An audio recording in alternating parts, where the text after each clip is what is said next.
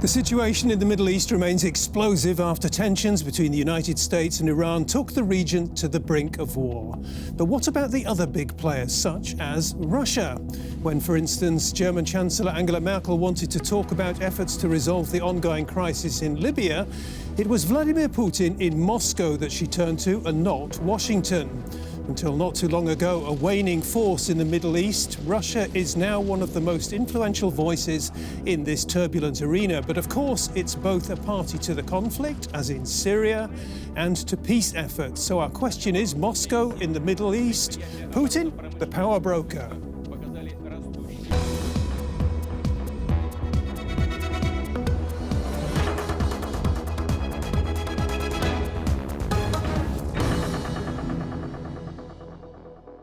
Well, thanks very much for joining us on To The Point. And my guests here in the studio include Raghida Bahnam, who is a freelance journalist from Lebanon.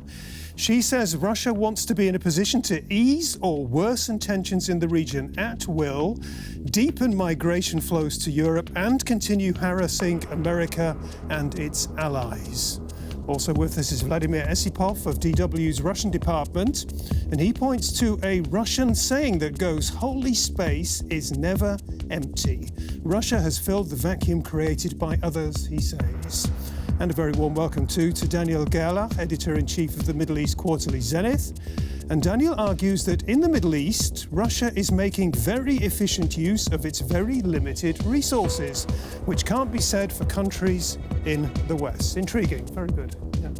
Thank you all three for being here. I'd like to begin with you, Raghida. Full-blown war between the US and Iran appears to have been avoided for the time being. But where does that leave us in the Middle East? And what can you tell us about the role of Russia in the region?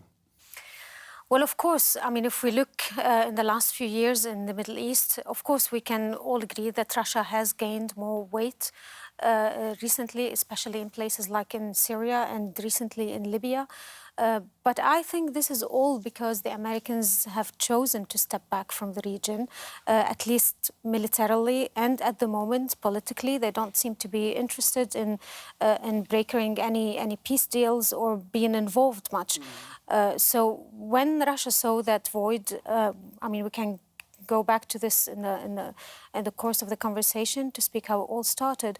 But Russia saw an opportunity that it can step in and try and re-embrace the fact that it was once a big power in the world. Yeah, once a big power and really still is, or is once again. The German magazine Cicero described Russia as the central actor in the whole Mideast region. Is that over the top or is that plausible?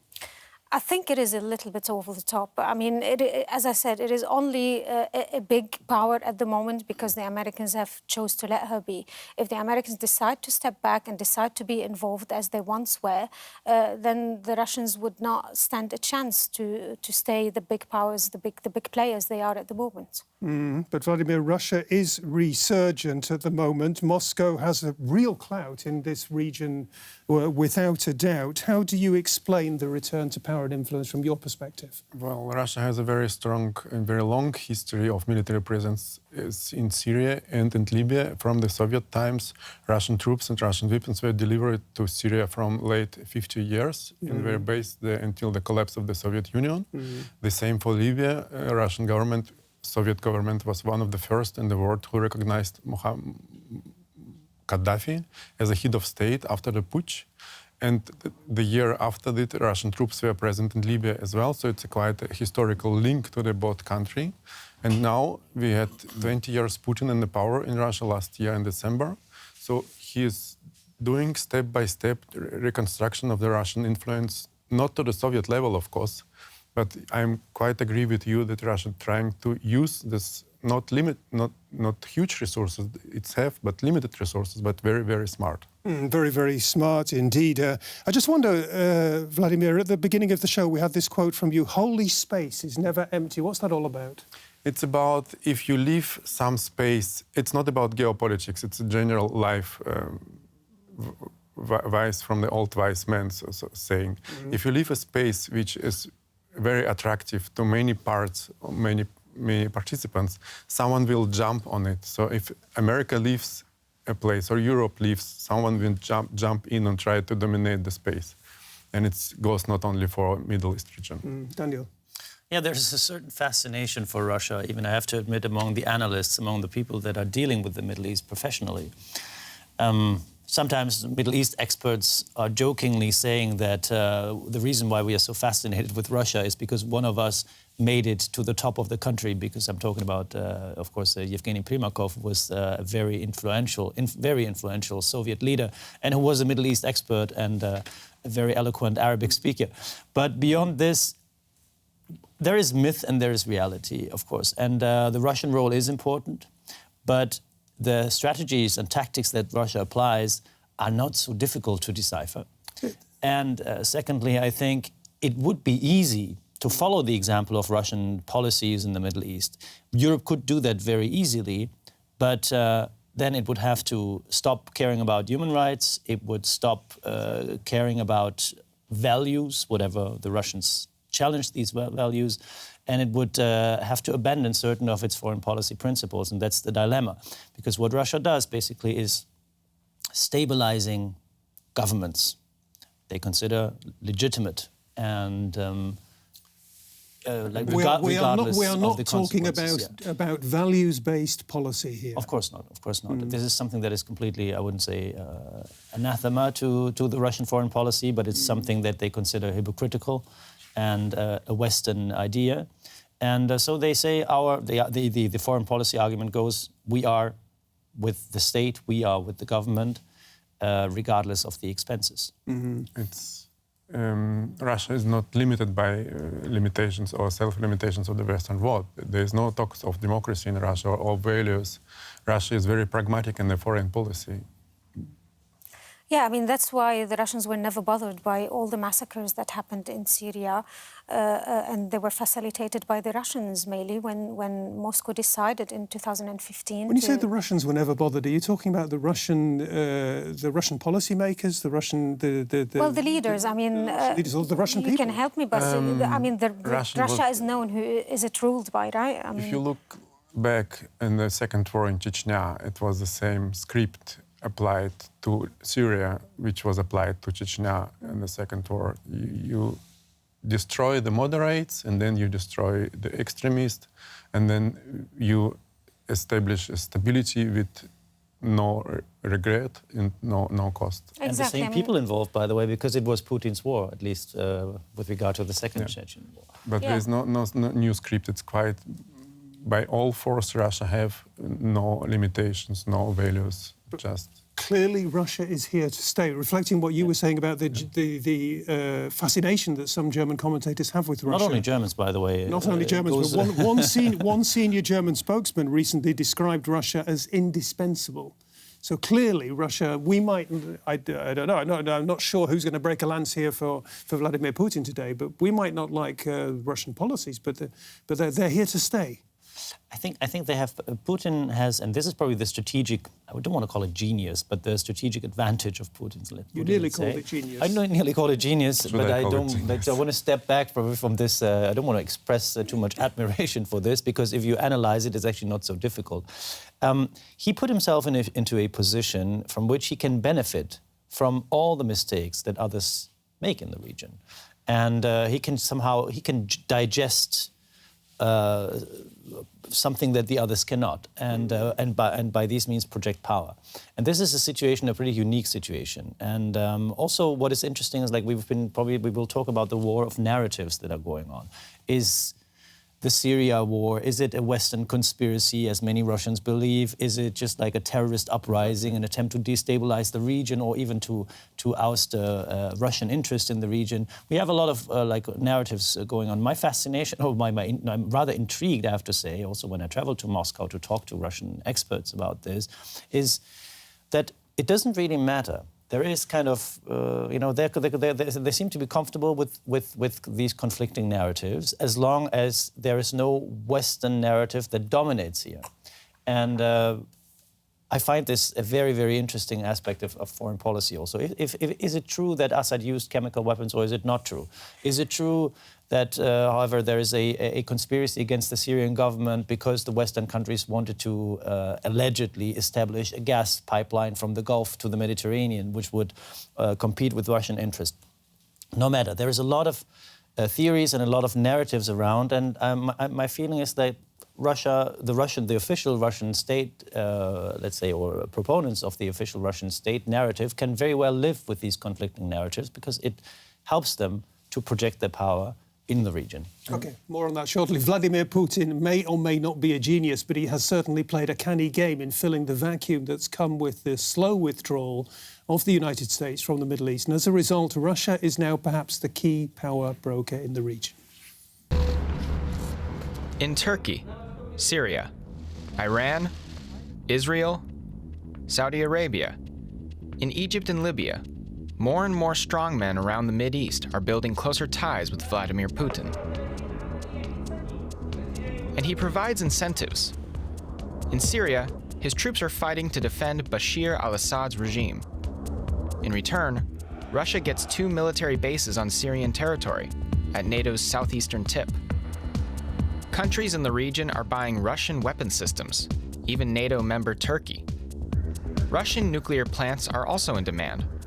Russia provides them fully operational, to Egypt, for example, and promises investments along the Suez Canal. Putin shrewdly offers diplomatic services as well, mediating, for instance, between arch-enemies Iran and Saudi Arabia, and between Syria and Turkey, and between war-torn Libya and German Chancellor Angela Merkel. Is Russia ousting the United States as power broker in the Mideast? And we'll talk about that just in a moment. Vladimir, we were talking about the methods being employed by the Russian leadership, by Vladimir Putin. Tell us a little bit more about what the strategic goals are. Where does he want to take all this? Well, first of all, as mentioned, the re-establishment Russia as a major regional power, not the world power, but major regional power in the Middle East, back to the old Soviet, not to the golden age of the Soviet influence in the region, but we are closing to this. Mm-hmm. Security, prosperity, peace. There's no talks about democracy or human rights from Russian side. And what I wanted to mention as well, that in the Russian public opinion, Syria doesn't play a huge role. So the Russian politics do whatever they want, and Russian army as well on the ground. Mm. But the Russian public is not as much as concerned of the happenings in Syria or in Libya as it was in Chechnya. Mm. Not concerned, or they actually applaud it? No, not really concerned. Time to time you have messages from Russian contractors killed in Libya, which Russia on the official level denies the involvement because it's private contractors which are on the ground in Libya for private companies. There are time to time news about people killed or injured in Libya, delivered back for treatment to Russia, but on the official level... Casualty numbers are very low, really, it has to be said, yeah. I have no casualty number. Because the Russians don't deploy like massive troops like the Americans did in the war in Iraq, or where they just send mainly experts and they deploy a small number of troops, mainly because Russia is incapable of sending like a big number of troops. Its military is not very well maintained and lags way behind the American military when it comes to financing it. So it doesn't really have that much money to be able to fund all its ambition in the region, and militarily it cannot support that. I mean, aside from sending experts and trying to politically play on use its leverage to mediate between some parties. It's benefiting at the moment from, it has managed, it has to be said, that it has managed to build good relations with the Gulfies, with the Gulf countries, especially with Saudi Arabia, despite all the differences between them on several topics, to start with in Syria. But they managed to agree on the oil market, to be able to work together to stabilize the oil market. And or look at Erdogan. I mean, this is huge. You just brought up like how they're dealing with their potential opponents and enemies. The friendship, or let's say the very, very personal and at the same time technical relationship between Erdogan and Putin is something really fascinating to see, like how those heads of state in the region that are really afraid of Russia, because they say like the Americans are far away, but the Russians can do us harm, and we know they can do us harm, and so they go to Moscow, and this is a fascinating. If you look at the Syrian opposition has, I think, rightfully claimed that Russia is responsible for many casualties, many dead in the war in Syria, actively and directly responsible. However, the Syrian opposition has always gone to Moscow, or has always been open to Moscow, never tried to alienate Moscow too much, because they were afraid, but also because they thought that it's absolutely important to entertain relationships with Moscow. The Russians have also, you brought up the negotiations and the attempts to bring in some political solutions alongside the military solution. The Constitutional Committee in Syria that's being much talked about, that is currently meeting, or not currently, but that has started meeting in Geneva. Even start. It maybe failed to before it even started, but this committee was a Russian project, and the United Nations implemented this because they said, like, if the Russians want this, we will do it in order to be able to. Yes, but having the initiative doesn't mean that it's successful, as we saw in the Constitutional Committee. You're right. I mean, they might have the initiatives, but it doesn't mean that they're capable of making them get to places. You're right, but they're trying to offer a different scenario. I've recently talked to a pretty, I think, influential foreign policy expert from Russia who said the war in Syria for us was a successful startup.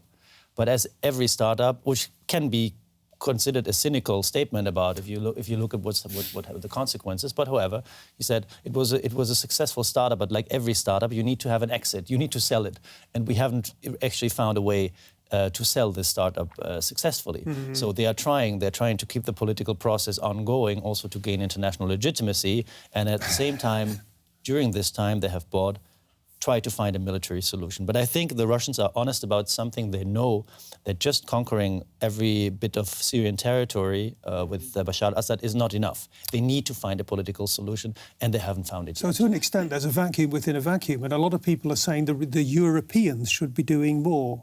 Are they right to say that? And if yes, what should the Europeans be getting up to? Well, yes, of course the Europeans should do more, because the Europeans are the first sufferers of anything that happens in the Middle East, and we saw the consequences of the Syrian war on Europe directly, not on Russia. Russia did not suffer from the consequences. It was Germany particularly that suffered from the over 1 million refugees from Syria that came here.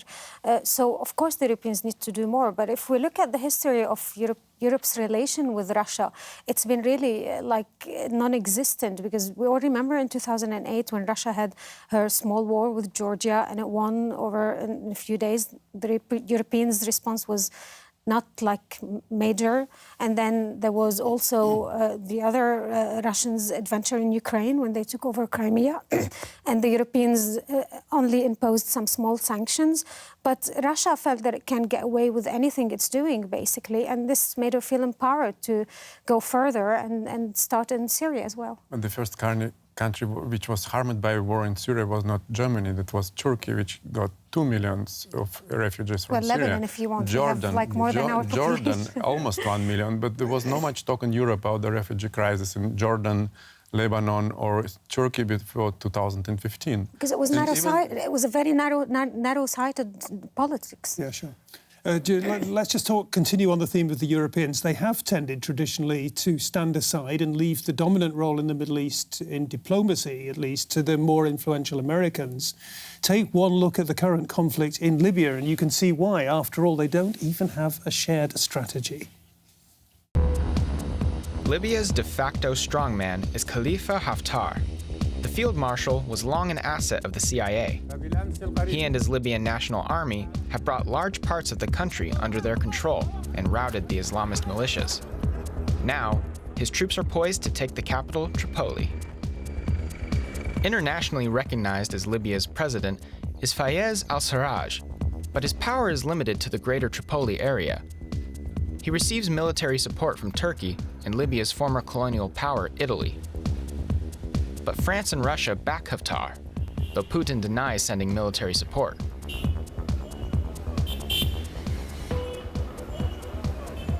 If there are Russian citizens there, they do not represent the interests of the Russian state and do not receive money from the Russian state.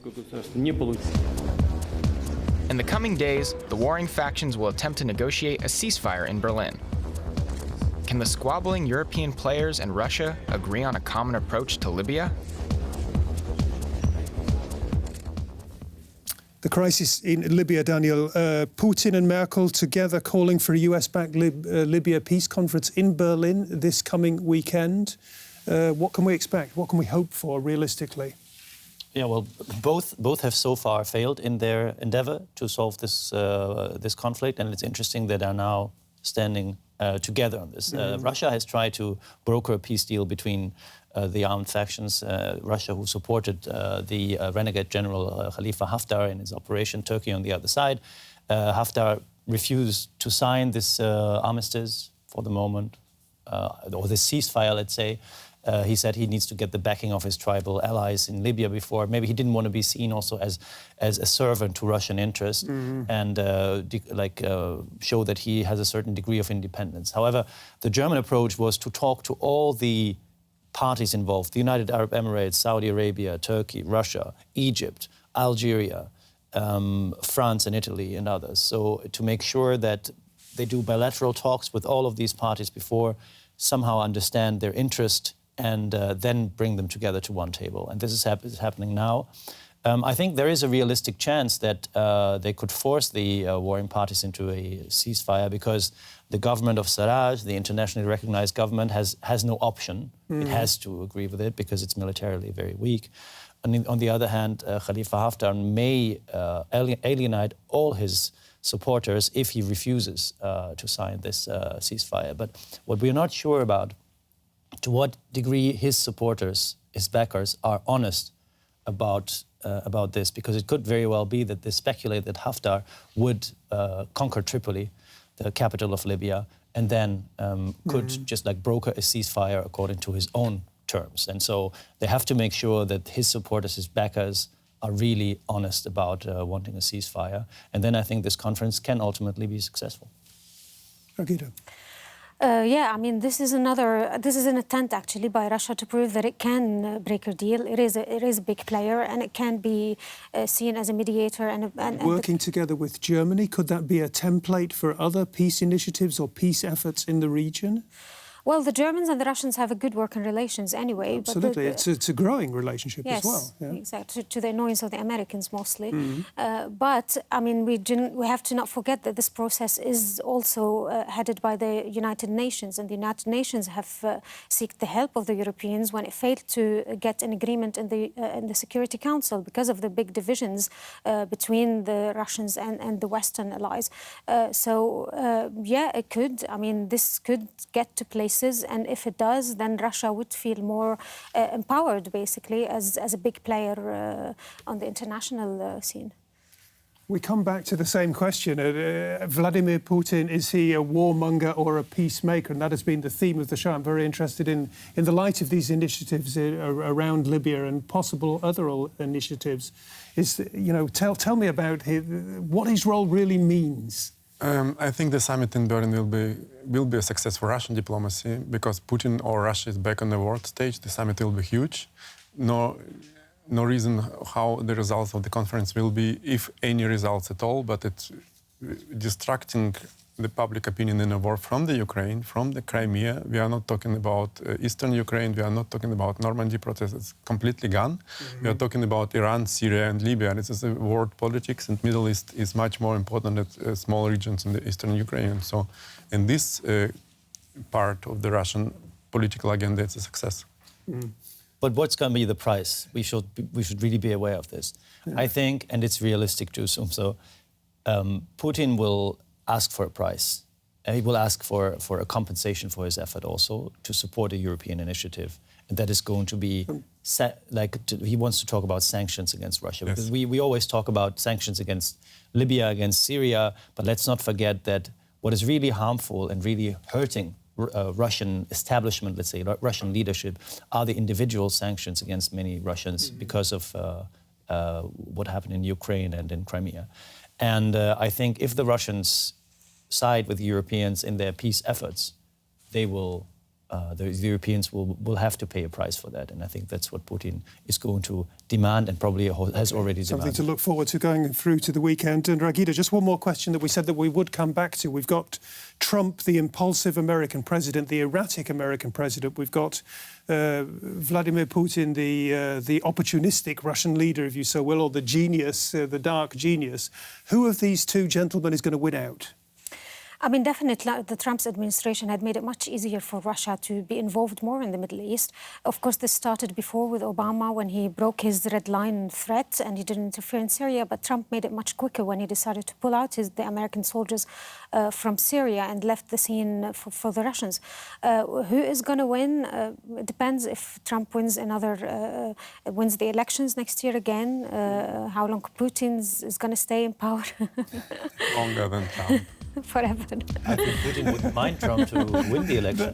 That is the one thing we do know for sure. Apparently, Vladimir Putin will remain in power longer. We don't know, do we? But we speculate. We speculate. We've been talking about the situation in the Middle East, about Russia's role in the Middle East. Thanks very much for joining us on To The Point today. If you've enjoyed the show and had plenty of food for thought, which I trust you have, come back next week. Until then, bye-bye and tschüss.